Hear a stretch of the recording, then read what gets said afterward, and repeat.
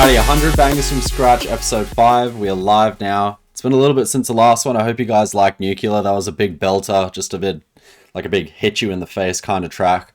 For this one, I'm going to be breaking down a new song that I finished, which is actually my remix of Exodia by Montel 2099. And they're doing a remix competition, so I'm actually entering it, but after the competition's done, irrespective of what happens, I'm planning on stripping the vocals out and then getting some new ones done and turning this into an original so that I can release it, because at the start it was just going to be a remix comp, but I was really happy with the result. So, as always, play the track through once, and then we can get into it.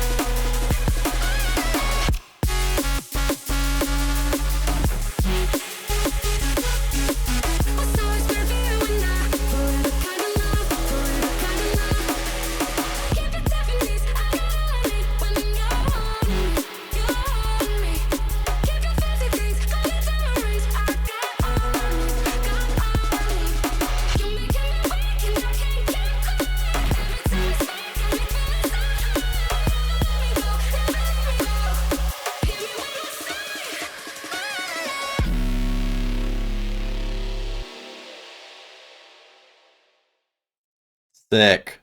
So as you can see, it's a 2-drop song. Basically, the first drop we got a full DNB one, and then on the second drop I switch up the drum pattern. So it's like the kick, kick, snare, snare, snare, snare. So it's more of a half-time style one, but I kept all the main drop drums there, so it still has that sort of upbeat feel. It's not too wonky and left field. So as always, we'll start out with the intro and what we did there with the atmospheres. So obviously, because it's a remix of the original song Exodia, I used quite a lot of their sounds in here. So I have this sort of wavy repeating one. So this was their original.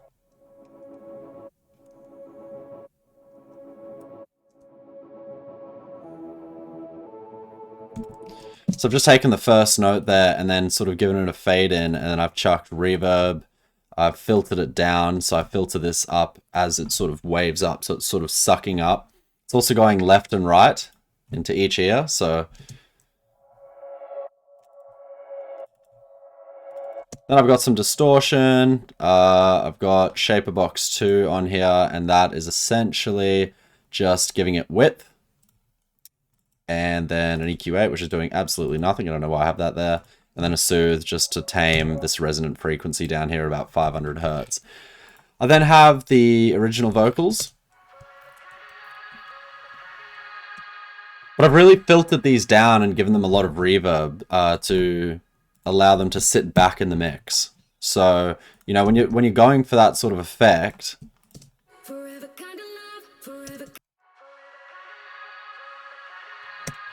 you really want to cut the mid-range out, so you're letting more of the highs through, and then you want to do reverb followed by OTT or multiband compression, which sort of brings out the high end of the reverb, and you want to do a lot of washing out and filtering back down.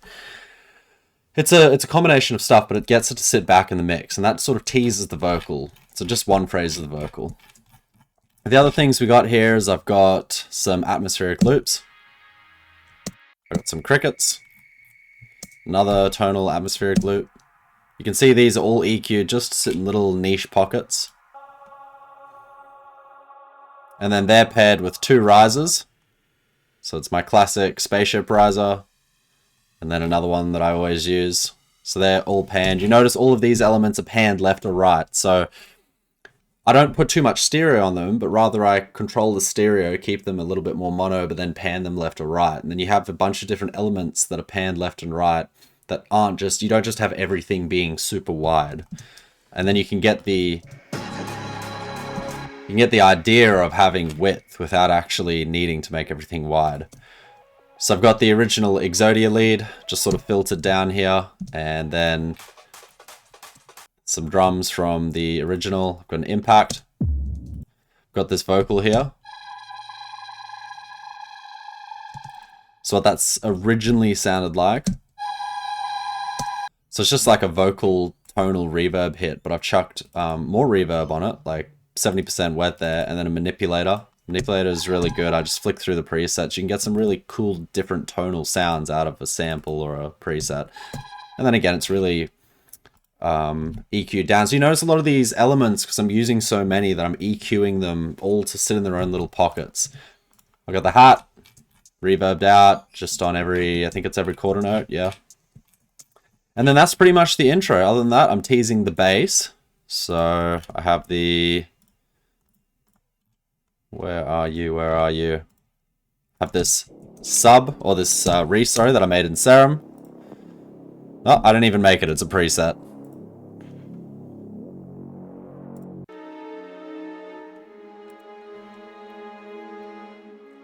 Then I got the violin strings there, and then I've of course got the heavyweight. Because it wouldn't be me without that sample. So as we go in, we'll be getting to the end, we start to bring in other risers.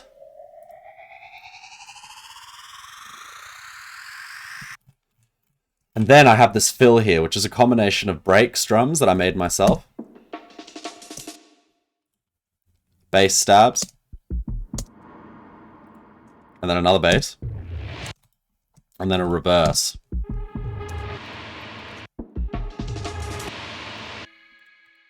So what it does is we rise up.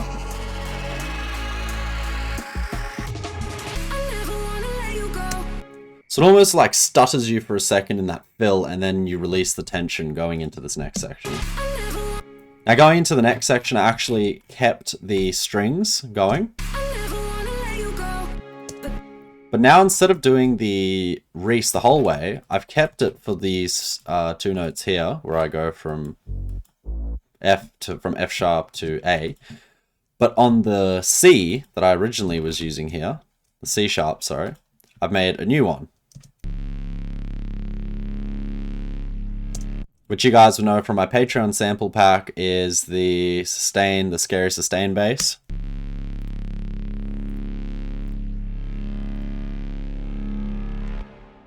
And then just done some light EQing on that.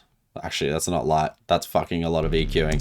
So what I'm doing on here is I'm essentially dropping the sides quite a lot with, and this is actually important, so I will go into this. So what I'm doing here is I'm boosting the sides, but then I'm dynamically dropping the sides. And what you see that does is that it overall boosts the sides, but when the side information in the original sample starts to actually do okay, it then pushes it back down. So you can see it's sort of across the board boosting, but it's pushing it down where it needs to. So that's an interesting thing. If you have a sample where, like, let's say you want to get more width, but there are parts of that where you don't want it to be too overpowering, then you boost up the EQ on a static one on the Pro Q. And then you also do a cut, but you make it a dynamic cut. So what happens is you're boosting the sides statically, but it's dynamically making sure that they're not getting too overpowering. I won't get too much into that because we're going to get through this track. So we got this main vocal from her.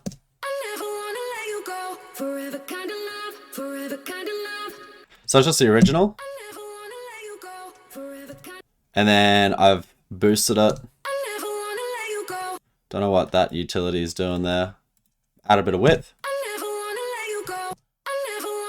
And then I've added this little rack here where basically what we do is as it hits this section here, I actually have this second chain that turns on, which is a manipulator that's basically formant shifting the vocal. And then I've got a D-doubler, which is just a vocal doubling plugin, and then a bit of EQing to cut the super highs there. And what happens is when that turns on, we then get this like doubling effect where you have that lower formant shifted vocal paired with the main vocal.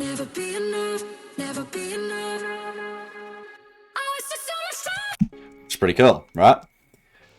And then as we get to the end of the intro there, I start bringing in this bass here, which was just a preset that I found.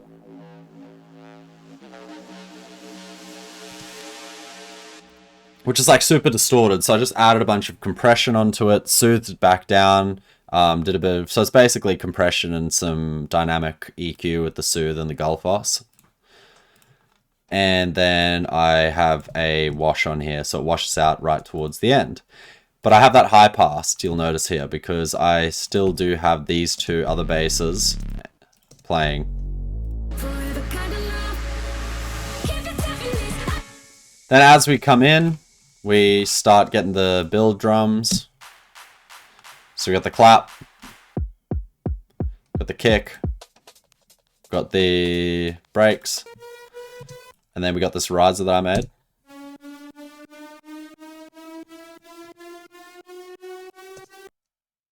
I then got another build clap coming in. So all together. And you can see I've done a little bit of panning on some of these.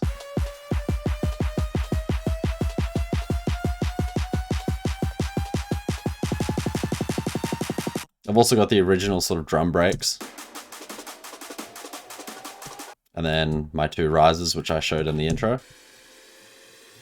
And then throughout the section here, I also have these. So that's just essentially doing like an LFO tool on a reverbed out vocal hit. So you can take any vocal that's just one note, reverb it out, and then like for a really long tail, and then put a volume shaper on it. So it gives you that sort of sidechained effect.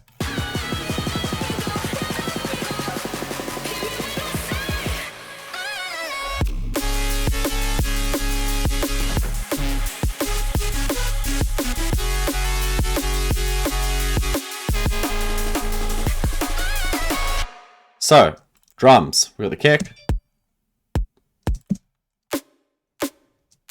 For the snare here, basically what I did is I layered a clap,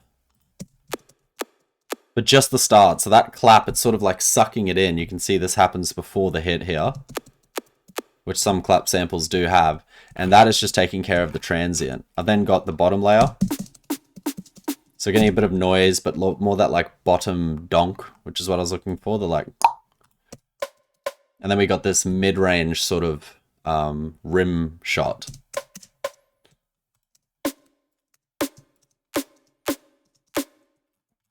And then I've got the cymbals, so I got the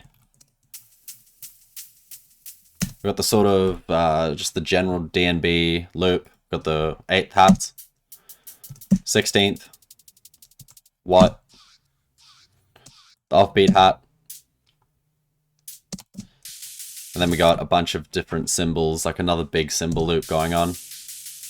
Again, panning these left and right where they need to be, and then volume, using the volume on them. So then I've grouped all of these top drums here. And what I've done is I've added a soothe and I've high passed them. So like I'm really just controlling it because, you know, we have 5 or 6 layers of high-end percussion there. So we really need to watch out the build up in the high end, which you can do with volume or you can do with EQing or dynamic EQing like soothe. But then I also just wanted to cut every bit of lows that was coming through.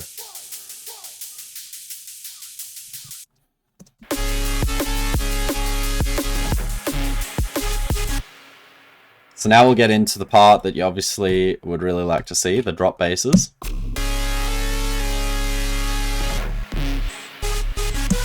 So you can immediately hear the first thing we have is like this layered fill here. So we have this one. Oh. And then we have the second one here. So the first fill, it's sort of like a tonal reverbed hit, followed by a sort of mid-range sucking in effect, and then a bass that's in the key of the track, like a womp. You can see that's not a very interesting, well-defined, clean sound, but it's in the key of the track, it's heavy, it has bass, and it's a hit. It's a clear hit. The main bass, well, sorry, I'll get to the main bass in a second, and then the second one here, we have this other one, which is a suck back again, a tonal hit, and then this downbeat. So all together. So da-da-da. So you can see I'm adding these different elements that are actually making some sort of rhythmic pattern in there. So then for the main bass, so we've got a few layers on this. Now it's a pretty simple patch. So on the actual tracks themselves, essentially what it is a saw being FM'd at about 50% from a second saw that has a bunch of unison and is 2 octaves and 4 semitones up. They're both running through the filter here, which is just cutting off some of the highs. And then I'm adding quite a lot of hyper. I'm adding some phasing here, so rate, depth, and frequency drop down, mix it about halfway. Some multi-band compression, and then a bit of EQing to boost the highs a bit, and then another filter just to tame that high end, because, you know, when you start distorting and compressing saw waves and stuff like that, it does accentuate the highs. So you want to like taper that off where you can so that it's not too powerful. So that is playing G sharp, and then these ghost notes here, you'll see they're actually being played. Actually, no, those aren't being played by this one. This one here is now just playing C sharp.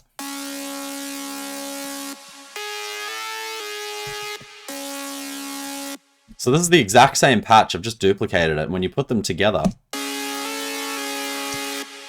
Now, why have I taken those out?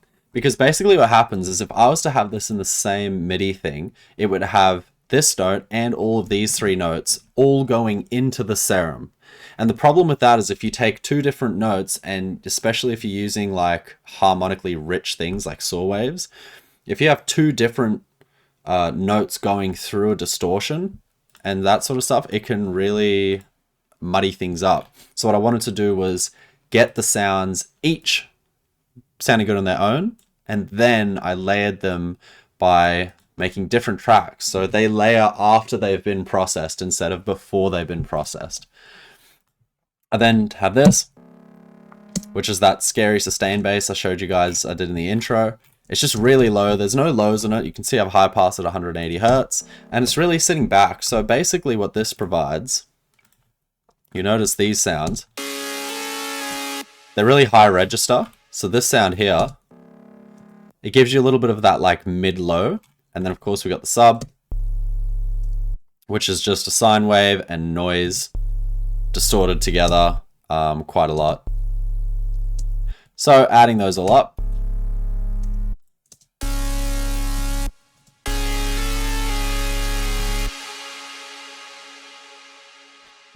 now for that main saw bass at the start, I'm obviously high passing it in the group, and then I'm giving it a bit of top end with the erosion.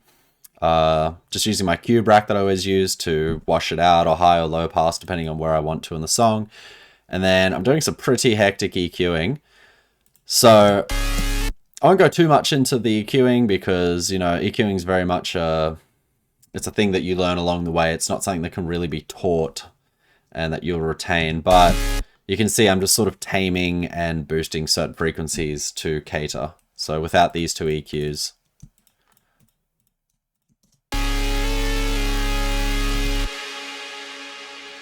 with them,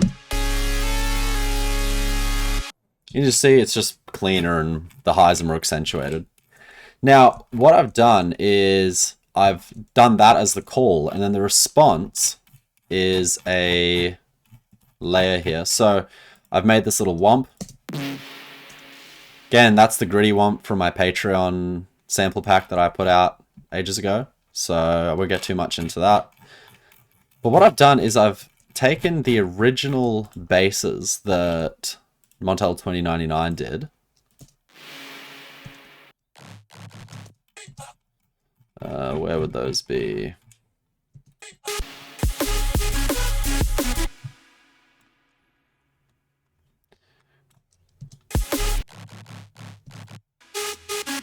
Ah, it was this one. So I've basically taken the original basses he did. I've put some reverb on them and some distortion and done some EQing and just boosted them volume-wise.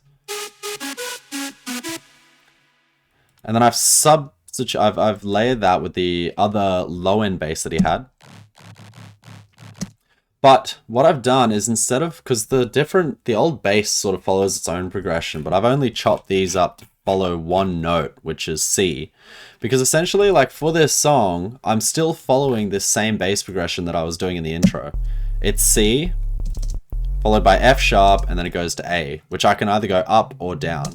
I could go to A0 or A-1. I'm risky, so I go A-1. So obviously, like when this part comes in, I continue the bass. I just do it in the same sort of pattern that he has done. But instead of letting his basses go up and down, I've chopped them to just be that C sharp instead of this.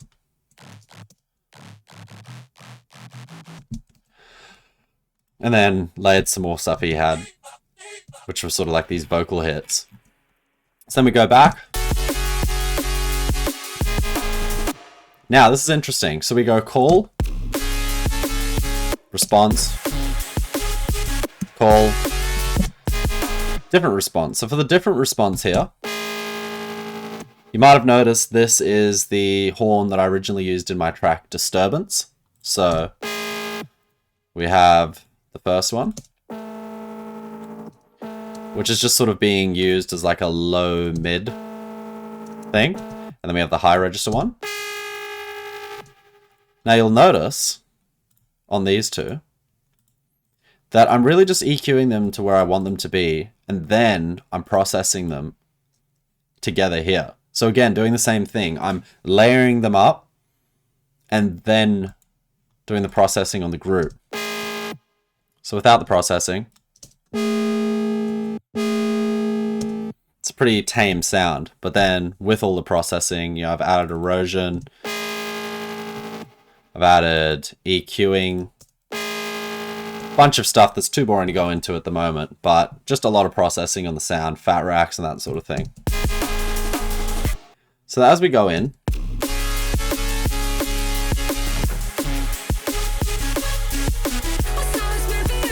then you can hear I filter down the main leads and bring the vocal back in. Rise it up.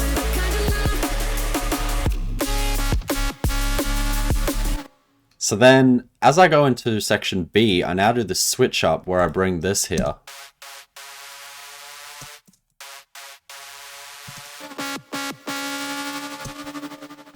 So this was another bass that I made from my original track Disturbance, but that I just processed differently. Again, it's just the usual shit, like sine waves being distorted together.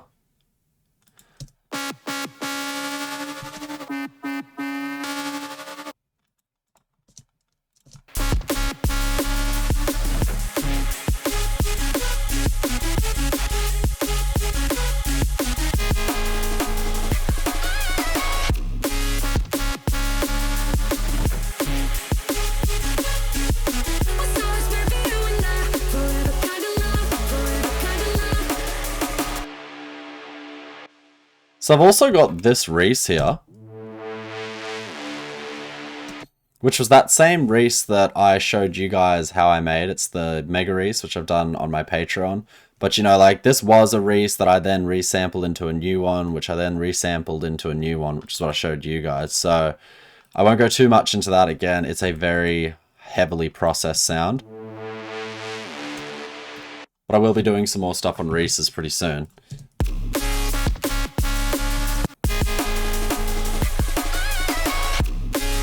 And then we break it down. So then as we go into the breakdown here, because I don't have the big saws and stuff, and I bring the vocal back in,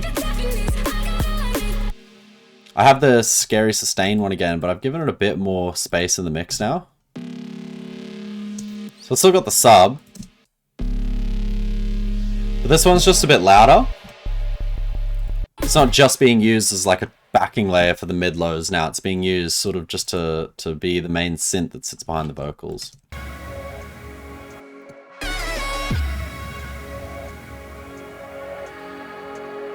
Now when I break down, like I basically do the exact same thing that I did in the intro here, but all I'm changing is I've changed the bass progression now. So originally we went from C sharp to F sharp to A.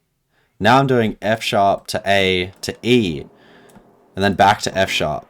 And what this does is it gives it like a different feel. So it's still the same sort of song, it's still cohesive with the rest of the song, but now that I've changed the bass, the order of the bass notes, it gives you this different sort of feel, you'll notice here.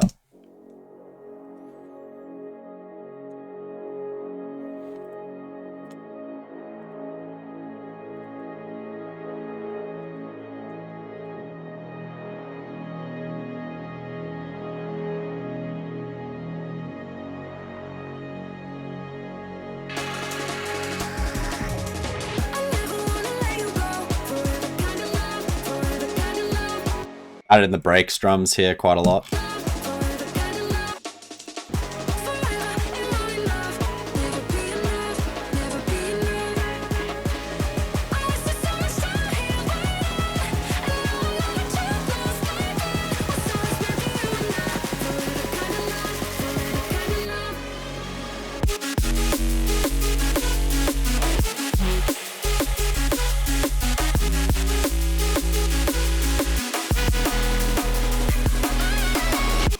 So again, I've changed the drum pattern now.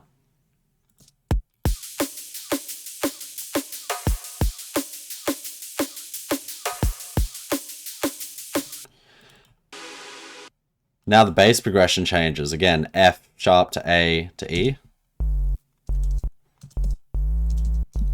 That's a sub. But now what I do is I take this scary sustain sound again, and now it's given way more room in the mix. And this sits behind Bontel's original stuff.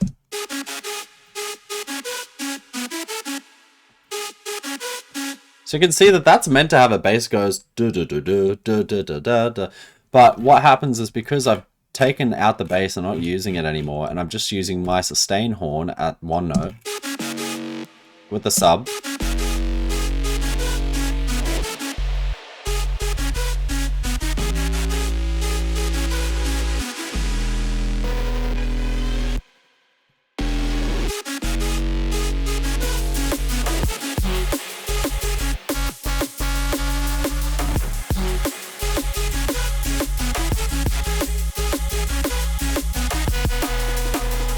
and sort of gives you a more of a resolve. So the second half of the song, really not too much has been done. I changed the order of the bass notes, so it gives you a different feel.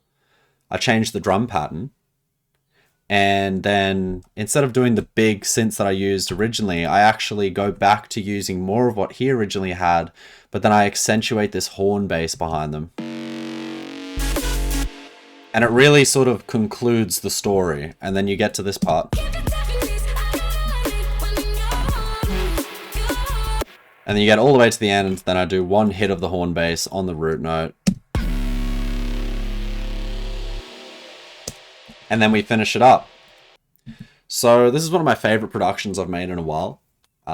It's big, it's melodic, it's melodically rich, but it's also heavy. And that's really what I go for with my sound. You know, there's stuff I make more on the heavy side that's just a banger. The stuff that's more melodic, but bringing them together is really the core idea of what I like to go for with my sound. And I really like doing it. So I hope you guys enjoy that one, and I'll see you in the next one. Catch you later.